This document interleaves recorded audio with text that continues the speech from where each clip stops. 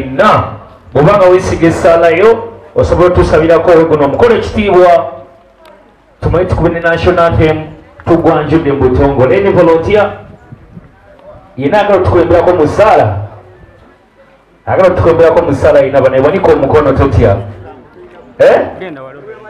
oba mu lusiraamu kwebaza olw'okutukuuma nga tuli balamu n'okutuusa ku lunaku luno olwaleero olwa Ssenyonjo Patrick, era tukusaba okutukulembera obulungi mukolo guno okutuusa by'omu bwanaddayo ewaka otukulembere bulungi.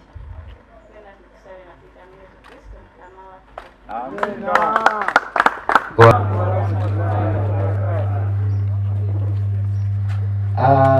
Nze ngawe mumanyize ndi munnamagye era mpita n'amagye gange Samukulu Kibamba Yusufu Asi amagye gonna we gali wano, so tetuli bantu abatanyooma muntu mu buli mbeera, tuli bantu abaniriza omuntu mu buli mbeera. Kyova olaba nange bwenategeezebwako ku mukolo gwa muto wange oba mu mutabani wange ng'omuntu nagamba kateekewo kyensobola tusobole ffenna okusanyukirako awamu, era kyensuubira nti mu biseera nga bino si kintu kibi, ate n'okwongera okumotivatinga bato baffe oba abaana baffe kuba wano bantu baali abali mulevoeza freshfield nabo babeereyo nga bali inspired nti totuulira kyokola ki kyoyina. Kiyinza okuba nga tekiri bulula family naye ebeere ekintu mu bantu. Ndi musanyufu nnyo nti at least fresh dad mulabe nga asimayiringamu. Omanyi bw'opulaninga ne munno ekintu lwaba nga alina mukasimayiro omanya nti ki omanya nti omukolo gutambudde. So ebiremye enteekateeka ya Katonda siffe lugaffe gwabadde gwa bibeere birungi era munsi tupulaninga ebintu byonna bibeere bulungi. Ebiba bitambudde obubi tebanteekateeka ya ndi musanyufu nnyo mwebale kujja n'olala mukolangawo mutyo ate era tujja bagamba ne mukolo gwe tugenda okuba nagwo gwa housewarming maaso ago. Mwebale nnyo, mwebalire ddala. Samekulayo kamusabe naye abampereyo obugambo kamu bubiri nga wetufundikira yanaakwasa Kibamba yanaakwasa Yusufu buli omu avemu akagambo ku lwa Fresh Gideon. Mukama mulungi ekiseera kyonna. Nsanyusa nnyo okubalaba baganda bange mwenna, naddala muganda waffe omugole leero nze bampita Samekulu Nkwanga. Ndi musanyufu nti basobodde okukuza omuganda wange ono. Omuntu yenna bw'azuulibwa ng'alina ekitone nga wa myaka egyo tatera kuba mwangu wa kufugika, naye nja kutwala okwebaza baganda bange muzeeyi waffe asobodde okutwala ekyamaanyi okukuza omukulu oyo. Kati aba mukulu ssebo aba tagambikako ewaka, kati okumukakkanya ate okusala amaanyi ago kiba kyamaanyi. So kirungi nnyo nti asobodde okubaawo n'asobola n'okusoma bambi Fresh Kid bali kusoma olina okikipinga kubanga byonna era bibeerawo naye ate era ne kalaamu kyamaanyi bro. Bangi mwebale nnyo mwebali eddala basobodde okubeerawo mwenna abamawulire abaawo abaki nze weerire pulezidenti waffe wetuli ne baganda baffe bonna wetuli. Mwebale nnyo mwebali eddala era nsaba Mukama abakulembedde okuva gye muvudde abantambulize bulungi bambi abazzeeyo mwenna abatuuse. Mukama yeebazibwe mwenna abali wano abasiraamu n'abatali basiraamu. Tusanyusa okubalaba, tubaniriza nnyo amaka ga pulezidenti w'abayimbi. Bamusabye nga munakkiriza kuba tubadde twagala gikolere wantu tusurprisingamu ku bantu abasinga kuba abantu abasinga badde tebakisuubira babadde bamanyi maybe sobola gitwala nembeerako neyinza kusomero bakyali bange oba musobola gikolere waka oba ewantu ewalala wonna naye nga wadde tubadde twagala ekintu kibeere kyamaanyi nyo tebala twanyira so kati kyobadde osuubira okifunye?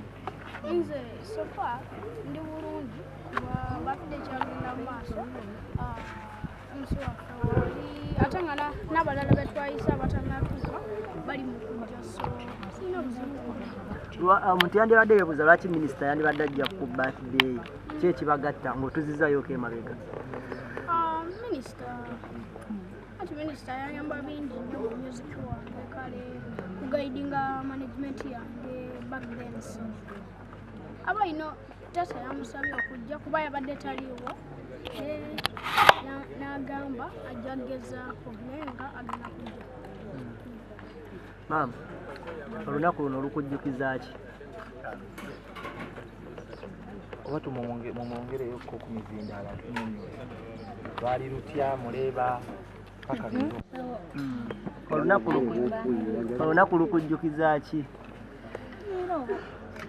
luba lukujjukiza olunaku olwo engeri olutujje lwafulumamu n'okuzaala ng'omuzadde.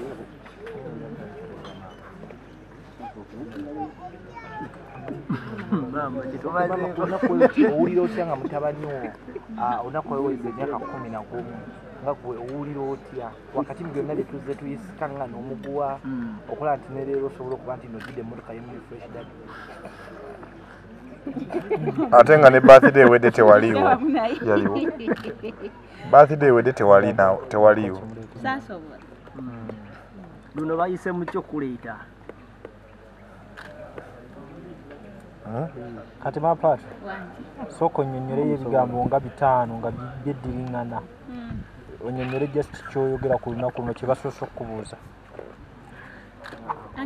anti kaiza mbuuzizza mpulira ntya okulaba nga Ssenyonja atuuse ku lunaku luno mba mpulira essanyu okulaba nga mwanange naye akuze nga wezidde emyaka 11 kuba yayingira ensiike nga wa myaka 7 talina kyamanyi naye kati ku myaka 11 naye kati yatandise okutegeera kuba kirukisai. Biki byomusabira ng'agenda ayolekera 18 yeesalira omubimu nga gwe yamuzaala biki byomusabira? Ekisooka musabira obuwangaazi, ekyokubiri njagala abire mwana wa mpisa mu bantu bonna n'emikwano gye egizze zimuyambako mu myuziki we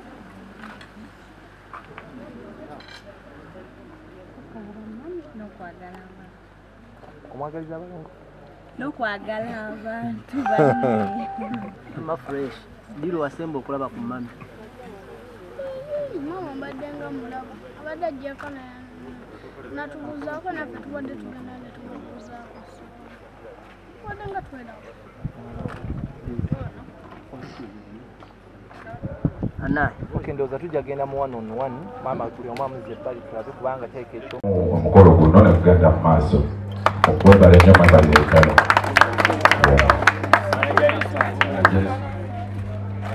Mukama mulungi. Amina.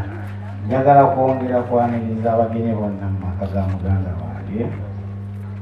Tweyanziza nnyo byonna by'otukoledde King. Ate era nyongera okusabira omukulu oyo Fresh Kid kubeera sikyamuyita mwana wakati muntu mukulu. Mukama mumukisa byonna byakola. Alright, Linda Katini, Mr. President, Fresh Dad alina obuntu bw'ayagala okwogerako gy'oli. Yo. Amanya Mutabazi Paulo, President Uganda. Nina essanyu lingi okusobola okuŋŋaanya abantu bano bonna wano mu maka ga Saha. President omujja owawuma okubeera.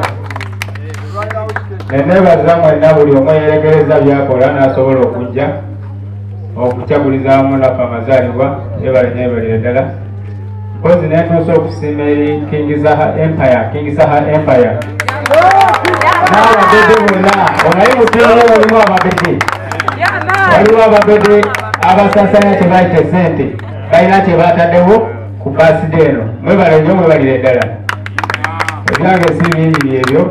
King Saha tukwagala nnyo kuba okumala natandika okukolagana naawe ku pulogulamu eno toganangako okukwata simu yange yadde okwogera naawe ekintu kyonna. Webale nnyo balire ddala. Okay.